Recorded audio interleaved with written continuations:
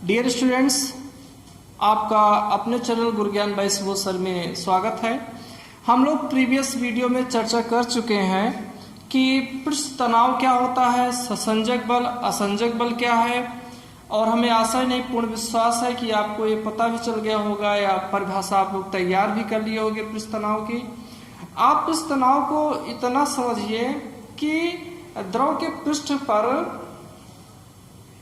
कुछ न कुछ टेंशन होता है, कुछ न कुछ तनाव होता है, और इस तनाव के कारण कुछ कीड़े मकोड़े या कुछ जो है मक्खियाँ उसके पृष्ठ में बहुत आसानी से चल सकती हैं। ये मतलब चल सकती है, इसका मतलब ये होगा हाँ उसमें कुछ टेंशन होता है, कुछ तनाव होता है तभी चल पाती हैं, ये हमारे कहने का मतलब है। ठीक है, आपको उस तनाव को फील कैसे करोगे ये बात आज हम लोग देखेंगे। द्रव की पृष्ठ ऊर्जा क्या होती है और एक सिस्टम से इसे ससंजक और असंजक बल के माध्यम से ही आपको हम पृष्ठ तनाव कैसे क्रिएट होता है इसको भी समझाएंगे। ठीक, जैसा कि हम लोग जानते थे पृष्ठ तनाव सेम प्रकार के अणुओं के बीच जो बल कार्य करता है पृष्ठ तनाव वो ससंजक बल होता है, और विपरीत प्रकार के अणुओं के बीच, विपरीत पदार्थ के अणुओं के बीच जो बल कार्य करता है क्या होता है, असंजक बल होता है। अब डियर स्टूडेंट्स, आप ध्यान दीजिएगा कि ससंजक और असंजक बल गुरुत्वाकर्षण बल से भिन्न होते हैं। गुरुत्वाकर्षण बल से भिन्न क्या होता है आप लोग जानते हो, न्यूटन का जो गुरुत्वाकर्षण का नियम है यह अनुपाती m1 और m2 है, और उनके बीच की दूरी के वर्ग के व्युत्क्रमानुपाती होता है। ये इस चीज को फॉलो नहीं करता ससंजक बल, अर्थात दूरी घटने पर यह बल और प्रभावी हो जाता है। ठीक, तो इस चीज का मतलब ये है कि यह गुरुत्वाकर्षण के नियम को फॉलो नहीं करता है। ओके, वह अधिकतम दूरी जिस पर दो अणु एक दूसरे को आकर्षित करते हैं आणविक परास कहलाता है। डियर स्टूडेंट ध्यान रखिएगा, दो अणु है, अगर ये कुछ दूरी पर है, इनके बीच कोई आकर्षण नहीं होता, ये एक दूसरे को आकर्षित नहीं करते हैं। ठीक, लेकिन जब ये दूरी 10⁻⁹ से मीटर से कम हो जाती है, ठीक, तो ये बहुत तेजी से एक दूसरे को आकर्षित करते हैं, अर्थात एक दूसरे से इतना चिपक जाते हैं छोड़ते ही नहीं है। ठीक है, तो यहाँ पर आप ध्यान रखिए, यदि द्रव के अणुओं के बीच की दूरी 10⁻⁹ से कम होती है या इतना ही रहती है तो एक दूसरे को आकर्षित करने लगते हैं, और इससे अधिक रहने पर कोई आकर्षण नहीं होता है। इसलिए कहा जाता है कि गुरुत्वाकर्षण के नियम को फॉलो नहीं करता है। शीत वेल्डिंग, कोल्ड वेल्डिंग, एक वेल्डिंग आपका क्या है कि दोनों मेटल, मान लीजिए दो मेटल हैं, दोनों मेटल को आप मेल्ट कर दीजिए, इसको मेल्ट कर दीजिए, तो आपस में क्या हो जाएंगे, ससंजक बल के कारण ज्वाइंट हो गए। ठीक, दूसरा वेल्डिंग क्या होता है, कोल्ड वेल्डिंग होता है। इसमें किसी मशीन के माध्यम से दो प्लेटों को इतना प्रेशराइज करके चिपकाते हैं कि उनके अणुओं के बीच की दूरी 10⁻⁹ कैटेगरी की हो जाती है, और जैसे इतना हो जाता है हम प्रेशर को हटा लेते हैं तो दोनों मेटल या दोनों पदार्थ आपस में क्या होते हैं, चिपक जाते हैं। ओके, अब हम लोग इसको देख लेते हैं। यहाँ पर देखिए डियर स्टूडेंट्स, ये आपका एक वाटर का पूरा टैंक है। इस टैंक में हम 10 की पावर, एक अणु है, इस अणु के चारों तरफ 10⁻⁹ रेडियस का एक सर्किल इस तरीके से बना दिए हैं। ठीक, बनाने का मतलब यह है कि इसके अंदर जितने अणु होंगे उसको क्या, ये आपस में एक दूसरे को क्या करेंगे, या ये वाला अणु इनको क्या करेगा, सबको अपनी तरफ खींचेगा, आकर्षित करेगा। ठीक, क्योंकि अभी हम चर्चा किए हैं कि 10⁻⁹ पर जो डिस्टेंस पे अणु होंगे उनके बीच क्या होगा, जबरदस्त आकर्षण होगा। ठीक, तो यहाँ पर देखिए एक जो अणु है आपका अंदर है, तो इस पर आकर्षण चारों तरफ से है, इसलिए प्रभावी जो रिजल्टेंट आकर्षण हो क्या है, 0 है। ऐसे यहाँ पर भी है, लेकिन जब डियर स्टूडेंट्स यहाँ देखिए, यहाँ पर इसके कारण आकर्षण देखिए, इनमें तो आकर्षण है, यहाँ पर पूरा आकर्षण है, लेकिन ऊपर कुछ भी ना होने के कारण ऊपर आकर्षण आपका बिल्कुल कम है, नीचे आकर्षण अधिक है, अर्थात जो फाइनल आकर्षण किस तरफ है, नीचे की तरफ। इसी बात को हम समझा रहे हैं, द्रव का अणु यहाँ से ऊपर आने का प्रयास कर रहा है, लेकिन नीचे के अणु उसको अपनी तरफ खींच ले रहे हैं, वे सारे अणु जो 10⁻⁹ के रेंज के अंदर हैं, और ये द्रव का अणु ऊपर आने का प्रयास कर रहा है, ठीक, लेकिन नीचे वाले अणु को क्या कर रहे हैं, खींच ले रहे हैं। यहाँ पर देखिए, यहाँ पर अणु आ गया आपका द्रव का अणु, एक अणु यहाँ पर आ गया, बाकी समस्त अणु जो इसके अंदर में इसको नीचे की तरफ खींच रहे हैं, अर्थात ससंजक बल के कारण ये और फिर नीचे की तरफ भाग रहा है। अर्थात कोई भी अणु यदि ऊपर आने का प्रयास करता है तो द्रव के अन्य अणुओं के द्वारा, जो कि 10⁻⁹ मीटर के रेंज में ही है, खींच लिए जाते हैं, ठीक। इसलिए ऊपर कम से कम ही क्षेत्रफल बना रहता है, ठीक है, ये कम से कम क्षेत्रफल बना रहता है। इसलिए द्रव का पृष्ठ हमेशा कैसा एरिया बनाने का प्रयास करता है, सर्किल जैसा एरिया बनाने का प्रयास करता है। ये पृष्ठ तनाव की एक मुख्य बात है कि न्यूनतम क्षेत्रफल रखने का प्रयास करता है। इसी बात को यहाँ पर आपको पिक्चराइज करके समझाया गया है। इसी बात को यहाँ पे हम आपको सेंटेंस में भी लिख दिए हैं, जिससे आप इसको अच्छे से वीडियो को स्टॉप करके नोट कर लीजिए। देखिए, अणु ए पर नीचे की ओर लगने वाला परिणामी बल अधिकतम है, ठीक। इस प्रकार स्पष्ट है कि द्रव के पृष्ठ पर स्थित अणुओं पर एक परिणामी ससंजक बल नीचे की ओर कार्य करता है। सतह के अणुओं को इस ससंजक बल के विरुद्ध कार्य करना पड़ता है। अब मान लीजिए कोई बहुत भरसक प्रयास करके सतह पर आ ही गया, तो भैया इसको जो सतह पर आएगा, इसको इस आकर्षण बल के विरुद्ध कार्य करके आना पड़ेगा। सतह पर जो अणु आएगा उसको ससंजक बल के विरुद्ध कार्य करके ही आना पड़ेगा। कार्य करता है।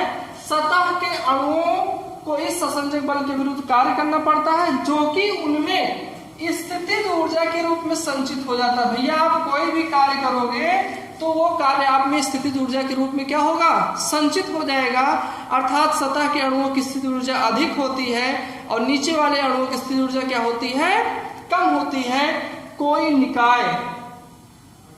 निकाय उस समय अस्थायी साम्यावस्था में होता है। कोई निकाय अस्थायी साम्यावस्था में कब होगा, जब उसकी स्थितिज ऊर्जा न्यूनतम होती है। और सतह की स्थितिज ऊर्जा न्यूनतम कब होगी, इसी कारण क्या होता है, द्रव का पृष्ठ अपने तल पर न्यूनतम अणु रखने की प्रयास। जब न्यूनतम अणु रहेंगे तो स्थितिज ऊर्जा क्या होगी भैया, न्यूनतम होगी। इसीलिए सतह के अणु अपने सरफेस पर, अपने तल पर कम से कम अणु रखने की प्रयास करते हैं। इसीलिए वो ऐसे फैल नहीं जाते हैं, बल्कि ऐसे क्या हो जाते हैं, राउंड हो जाते हैं। सतह इतना ही दिखेगा, बाकी सब क्या होगा, सर्किल। वो कहीं किसी आप व्यास में भी लेते हो, इस तरीके से नहीं रहते हैं, इस तरीके से हो जाते हैं, जिससे उनका सतह क्या हो जाए, कम से कम रहे।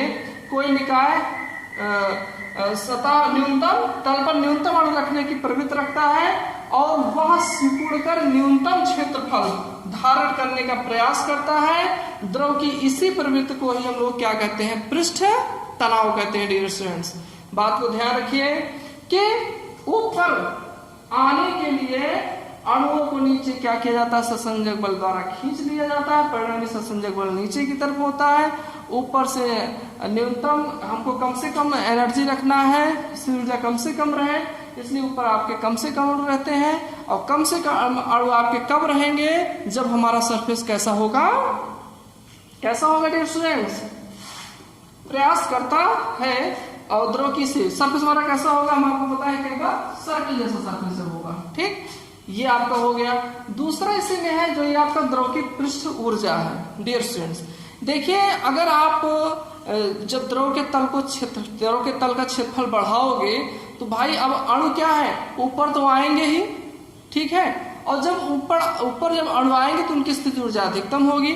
और वैसे भी जब आप देखिए सरफेस, हाथ पर मान लीजिए आपके वाटर है, उसका एरिया जब बढ़ा देते हो तो आपको कूलिंग का अनुभव होता है, ठीक। कूलिंग का अनुभव इसलिए होता है क्योंकि आप जब सरफेस पे अणु आ जाएंगे तो वो कूल हो जाते हैं, और जब वो ठंडे हो जाते हैं तो एटमॉस्फेयर से क्या करते हैं, वो अपने टेम्परेचर को मेंटेन रखने के लिए अलग से अतिरिक्त उष्मा ले लेते हैं, ठीक। इसीलिए आप जैसे जैसे क्षेत्र बढ़ाने जाते हो, प्रति एकांक क्षेत्रफल पर कुछ न कुछ ऊर्जा अधिक बढ़ती चली जाती है। इसीलिए प्रति एकांक क्षेत्रफल पर द्रव के पृष्ठ पर, द्रव के ऊपरी तल पर, ऊपरी तल के प्रति एकांक क्षेत्रफल पर जो अतिरिक्त ऊर्जा होती है उसे हम लोग क्या कहते हैं, द्रव की पृष्ठ ऊर्जा कहते हैं। पृष्ठ तनाव को आप यहां से समझिए, सिकुड़ कर न्यूनतम क्षेत्रफल करने की प्रवृत्ति रखता है, इसे पृष्ठ तनाव कहते हैं। और जब हम एरिया बढ़ाएंगे तो तल वाले एरिया पर अधिक, तल वाले एरिया के अणुओं की स्थिति ऊर्जा अधिक होगी, वहां पर कूलिंग इफेक्ट भी आता है, अर्थात कूल होता है जब एटमॉस्फेयर से टेम्परेचर लेके मेंटेन कर लेता है। इसीलिए कहा जाता है कि सरफेस के जो अणु होते हैं उनके पास अतिरिक्त ऊर्जा होती है। इसीलिए कहा जा रहा है द्रव के पृष्ठ पर या द्रव के तल पर, द्रव के प्रति एकांक तल पर जो अतिरिक्त ऊर्जा होती है, ठीक, प्रति एकांक तल पर या प्रति एकांक क्षेत्रफल पर जो अतिरिक्त ऊर्जा होती है, उसी अतिरिक्त ऊर्जा को ही हम लोग क्या करते हैं, द्रव के पृष्ठ ऊर्जा कहते हैं या द्रव के तल की पृष्ठ ऊर्जा कहते हैं। डियर स्टूडेंट्स, पृष्ठ तनाव के प्रमाण के संबंध में कुछ घटनाएं, ठीक, तो एक प्रमुख घटना हम बार बार चर्चा कर रहे हैं कि पृष्ठ तनाव होता है। इसकी मुख्य बात क्या है कि द्रव की सतह पर कुछ कीड़े मकोड़े और कुछ मच्छर जो है बिल्कुल उसको रनवे समझते हैं और अच्छे से जो है इस पर दौड़ते हैं। और यहाँ तक है कि मच्छर जो होता है वो जल की सतह पर ही अपने बच्चों को जन्म देता है। इसीलिए कहा जाता है कि सतह पर यदि हम मिट्टी के तेल को या गर्म पानी को या सर्फ को डाल दें तो सतह का पृष्ठ तनाव कम हो जाता है, उसके अंडे और बच्चे सब क्या होते हैं, डूब जाते हैं, ठीक है। तो इसलिए इस तरीके से हम मच्छरों की संख्या को कम कर सकते हैं। इसी तरीके से कुछ घटनाएं और हैं, ठीक, जैसे जिससे हमको पृष्ठ तनाव का प्रमाण मिलता है, ठीक, जैसे क्या, कांच की नली के सिरों का बर्नर की ज्वाला में गर्म होने पर गोल हो जाना। आप प्रैक्टिकल करते हो, अक्सर क्या किया जाता है, कांच की नली को ऐसे मोड़ा भी जाता है, ठीक है। तो कांच की नली को हम क्या करते हैं, कहीं से अगर हमें मोड़ना हो तो वहाँ को हीट करते हैं और हल्का धीरे धीरे क्या करते हैं, इसको हम टर्न करते हैं तो वहाँ से कांच की नली क्या हो जाती है, मुड़ जाती है। और यदि आप टर्न ना करो धीरे धीरे, ठीक है, धीरे फोर्स लगा टर्न ना करो तो और आप कांच की नली को गर्म करते रहो तो क्या होता है, वहीं से वो राउंड शेप में बन जाता है। तो ये भी क्या है, पृष्ठ तनाव, ठीक, क्योंकि द्रव जो होता है वो क्या है, न्यूनतम क्षेत्रफल रखने की प्रवृत्ति करता है। न्यूनतम क्षेत्रफल क्या होगा, राउंड सरफेस आएगा। पारे की छोटी बूंदें गोल तथा बड़ी बूंदें चपटी हो जाती हैं। डियर, छोटी बूंदों में ससंजक बल अधिक होता है, बड़ी बूंद होती है तो उसमें ससंजक बल के साथ में जी भी आ जाता है, ठीक है। और जी के कारण क्या होती है, जो बड़ी बूंदें होती हैं इस तरीके से चपटी हो जाती हैं। यहाँ पर अणुओं को ये जी क्या करता है, नीचे की तरफ खींच लेता है, ठीक है। जो उठा हुआ है वो क्या हुआ, दब जाएगा। शीशे के छर्रे बनाना, डियर स्टूडेंट्स, ये भी क्या है, पृष्ठ तनाव के कारण ही है। हम क्या करते हैं, पहले मेटल को मेल्ट करते हैं और मेल्ट करने के बाद उसको हवा में बहुत तेजी से फौहारा के रूप में छोड़ते हैं, ठीक है। कुछ इस तरीके का उनका सिस्टम होता होगा जिससे एक ही साइज के छर्रे बने, या हम लोग बाद में क्या करते हैं, उसमें एक ही साइज के छर्रे को फिल्टर कर लेते होंगे। तो शीशे के छर्रे बनाने के लिए क्या करते हैं, द्रव को मेल्ट जो आपका मेल्ट हो गया है पूरा जो मेटल है उसको हवा में छोड़ते हैं और हवा में वो राउंड शेप ले लेता है। राउंड शेप लेने के बाद जब नीचे गिरता है तो पानी के अंदर गिरता है, वो कोल्ड हो जाता है और इस तरीके से हमको छर्रे प्राप्त हो जाता है, ठीक। इसी तरीके से यूरिया का भी निर्माण होता है, यूरिया, ठीक। आप देखते हो कि कभी कभी बड़ा आश्चर्य भी होता होगा किस तरीके से इतनी सारी छोटी छोटी गोलियां बन जाती हैं। वो भी क्या है, हमारा ये लिक्विड द्रव के शेप में होता है पहले पूरा सिस्टम, और उसके बाद इसको बहुत तेजी से फौहारे के रूप में, एकदम बिल्कुल बारीक फौहारे के रूप में छोड़ते हैं और एयर में जाते ही जाते क्या होता है, ये आपका जो होता है ठोस रूप में, इस तरीके से कुछ व्यवस्था होती है, ठोस रूप में भी आ जाता है और साथ में साथ क्या हो जाता है, राउंड फिगर में भी आ जाता है पृष्ठ तनाव के कारण, क्योंकि पहले किस स्टेज में होता है, लिक्विड स्टेज में होता है। दूसरा है फुहारने से ठंडक उत्पन्न होता है। फुहारने से ठंडक क्यों उत्पन्न होता है, क्योंकि फुहारने से पृष्ठ का क्षेत्रफल बढ़ जाता है। और भी आपको बताया, पृष्ठ का क्षेत्रफल जब बढ़ेगा तो वो ठंडा हो जाएगा और बाहर तुरंत ठंडा महसूस होगा और आप ही बॉडी से हीट लेके वो अपने टेम्परेचर को भी क्या करता है, मेंटेन कर लेता है। सुई का जल पर तैरना, डियर स्टूडेंट्स, ठीक, ये बहुत ही मतलब अच्छी घटना है। जो कि क्या है, पृष्ठ तनाव के कारण ही है डियर स्टूडेंट्स। पृष्ठ तनाव के कारण क्या होता है कि सुई, छोटी वाली सुई लीजिए, जो सबसे छोटी वाली सुई आती है, उसको आप पानी के ऊपर बिल्कुल आराम से रखिए, ठीक, पानी का सरफेस डिस्टर्ब ना हो, और फिर आप देखोगे सुई उसी के ऊपर ऐसे लेटी हुई रहेगी, ठीक है, उसी के ऊपर तैरती रहेगी, ठीक, मतलब मूवमेंट नहीं होगा लेकिन उससे सरफेस पे क्या होगा, पड़ी रहेगी। और इस तरीके का आप एक्सपेरिमेंट घर पर भी कर सकते हो। और बिल्कुल आराम से कैसे रखोगे, इसके लिए आप क्या कर लीजिए, रुई ले लीजिए, ठीक, और रुई के सरफेस पे आप सुई को रख दीजिए और पूरे रुई के साथ सुई को बहुत आराम से पानी की सतह पर छोड़िए। धीरे धीरे रुई क्या होगा, नीचे डूब जाएगा और उसी सतह पर सुई बिल्कुल तैरती रहेगी। तो ये आपका हो गया सुई का जल पर तैरना। जल के पृष्ठ पर कपूर के टुकड़े का नाचना, ठीक, किसी भी कपूर के टुकड़े को यदि आप जल के पृष्ठ पर छोड़ते हो तो बहुत तेजी से राउंड करता है, नाचता है, ठीक। ये सब एक्सपेरिमेंटेशन करके देख लीजिएगा, मतलब फिर क्या होगा, लाइफ टाइम के लिए रटना नहीं पड़ेगा, ठीक है। आप जब कपूर को जल के पृष्ठ पर रखते हो, जहां रखते हो वहां का पृष्ठ तनाव बहुत कम हो जाता है, ठीक, और दूसरी जगह का पृष्ठ तनाव अधिक रहता है, क्योंकि पृष्ठ तनाव तो हर जगह कम नहीं होगा, जहां कपूर है वहीं कम होगा। इसीलिए कपूर क्या करता है, अधिक पृष्ठ तनाव की तरफ भगता है, ठीक है। तो इसी कंडीशन में नाचता है। और छोटे बच्चों के लिए खिलौना भी बनाया जाता है, जल में चलती हुई मछली हो गया, जल में चलता हुआ जहाज है आपका, वो जल में इस तरीके से तैर सकता है और उसी नीचे कपूर लगा दिया जाता है, ठीक, पहले से भी वो लोग लगाए भी रखते हैं।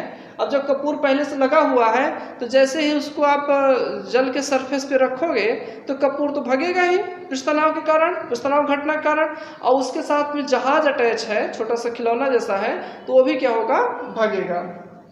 नेक्स्ट है साबुन मिला हुआ जल शुद्ध जल की अपेक्षा कपड़ों को अधिक सफाई करता है, ठीक है। साबुन, जब आप जल में साबुन मिला देते हो तो उस जल का भी पृष्ठ तनाव क्या हो जाता है, बहुत कम हो जाता है, जिससे जल जो होता है ना, साबुन के साथ जो कपड़ों के अंदर छोटे छोटे होल होते हैं उसमें भी घुस जाता है, और होल के अंदर ही मिट्टी और गंदगी होती है, उसको क्या करता है, बाहर निकाल देता है, ठीक है। और कुछ लोग तो अधिक सफाई करने के लिए, उनको पता नहीं जानकारी भी होती क्या कैसे होता है, वो पृष्ठ तनाव और कम कर लेते हैं, उसमें गर्म जल भी मिला देते हैं, ठीक। गर्म जल मिलाने से क्या होता है, कुछ और जो और छोटे होल होंगे जहाँ से गंदगी नहीं निकलती होगी, पृष्ठ तनाव और कम हो जाएगा। तो आपके जो साबुन का जो घोल है उस होल में भी अंदर से प्रवेश कर जाएगा और आसानी से मिट्टी को बाहर कर लेगा, ठीक। एक क्या होता है कि छोटे बच्चों या छोटे बच्चे या मेलों में इस तरीके से मिलता है कि वहाँ पर ये आपका ऐसे कुछ सरफेस होता है, इसको साबुन के घोल में डुबा देते हैं और हवा जब इस पे करते हैं तो बहुत छोटे छोटे इस तरीके से बबल्स निकलते हैं, ठीक है। तो ये भी क्या है, आपका पृष्ठ तनाव की घटना के कारण ही है। छोटे भी निकलते हैं, बड़े भी कुछ बच्चे बना देते हैं, ठीक है। तो अब उस तरीके से सिंपल आप वाटर ले लीजिए, सिंपल वाटर में बनाइए तो पहली बात तो बनता भी नहीं, और बन भी गया तो तुरंत फूट जाएगा, ठीक। फूटते तो ये भी हैं, लेकिन इनके माध्यम से लोग बहुत बड़ा सा बना सकते हैं, ठीक है, बड़ा भी बना, छोटे बहुत अधिक बना सकते हैं। तो ये सारी घटनाएं थी जो कि पृष्ठ तनाव, अगर पृष्ठ तनाव ना होता तो कोई भी घटना घटित ही ना होती डियर स्टूडेंट्स। तो अब आप लोग को अच्छे से समझ में आ गया होगा कि पृष्ठ तनाव किस टाइप का होता है, कैसे होता है, ठीक है।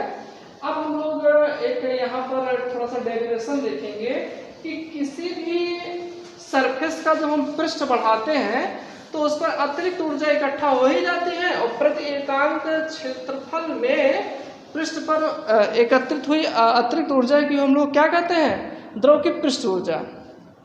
जैसे यहाँ पर डियर स्टूडेंट्स है, ये इस तरीके का एक वायर है, ठीक, और ये साबुन का एक घोल है, ठीक है, और यहाँ पे इस तरीके का एक स्टिक लगा हुआ है, बहुत पतला सा, जिसका लेंथ क्या है, यल है ये, ठीक, और ये मूवेबल, मतलब आराम से मूव कर सकता है, ठीक है।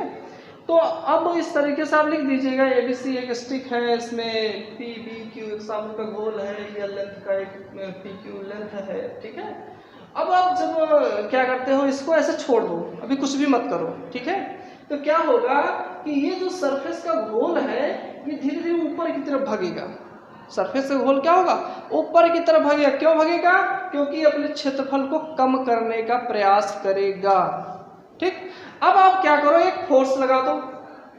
फोर्स ऐसा लगाओ कि ये ना ऊपर भागे ना नीचे भागे, अर्थात बैलेंस हो, बैलेंस हो। और बैलेंस जब होगा तो हमारा जो फोर्स है वो डायरेक्टली प्रोपोर्शनल होगा 2L। 2L क्यों लिख दिए, 2L इसलिए लिख दिया गया क्योंकि ये जो लेंथ L इस तरफ है, ये इस तरफ के पृष्ठ का लेंथ है, ऐसे ही पृष्ठ क्या होगा, पीछे भी होगा।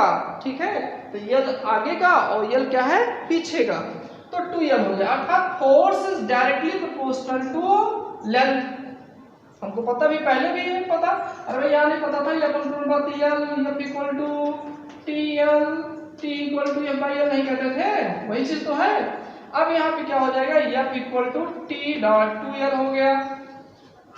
यही फोर्स यहाँ पे T डॉट 2L यहाँ लगेगा और ये बैलेंस रहेगा, PQ ऊपर नीचे नहीं होगा। ठीक, अब यहाँ से हम लोगों का फोर्स आ गया। इस फोर्स के कारण यहाँ पे बैलेंस करते समय या इसी फोर्स से हम लोग इसको डेल्टा एक्स क्या करते हैं, इसी थोड़ा सा इसको डेल्टा एक्स विस्थापित कर देते हैं, नीचे कर देते हैं। अब डेल्टा एक्स विस्थापित करने में किया गया कार्य, चलिए किया गया कार्य निकाल लेते हैं। कार्य बराबर क्या होता है, बल गुणे विस्थापन। कितना विस्थापन, डेल्टा एक्स का हुआ है ना, ठीक भाई, T डॉट 2L, ठीक, डेल्टा एक्स। अब W इक्वल टू T, जरा इसको स्टूडेंट ध्यान से देखिएगा, L आगे का लेंथ, L पीछे का लेंथ, 2L लेंथ। चलिए ये डेल्टा एक्स दूरी। अब ये भैया क्या करो, इसको लंबाई चौड़ाई कह दो। लंबाई चौड़ाई क्या हुआ, क्षेत्रफल हुआ ना, और इसको हम लोग क्षेत्रफल में वृद्धि कह देते हैं। यहाँ क्षेत्रफल बढ़ रहा है, इतना क्षेत्रफल बढ़ा, इतना क्षेत्रफल क्या हुआ, बढ़ा थी, वृद्धि है। क्षेत्रफल तो भाई पूरा है, लेकिन ये वृद्धि बढ़ा हुआ क्षेत्रफल, डेल्टा ए कह दिए। यहाँ से T इक्वल टू क्या आ गया, W बाई डेल्टा ए।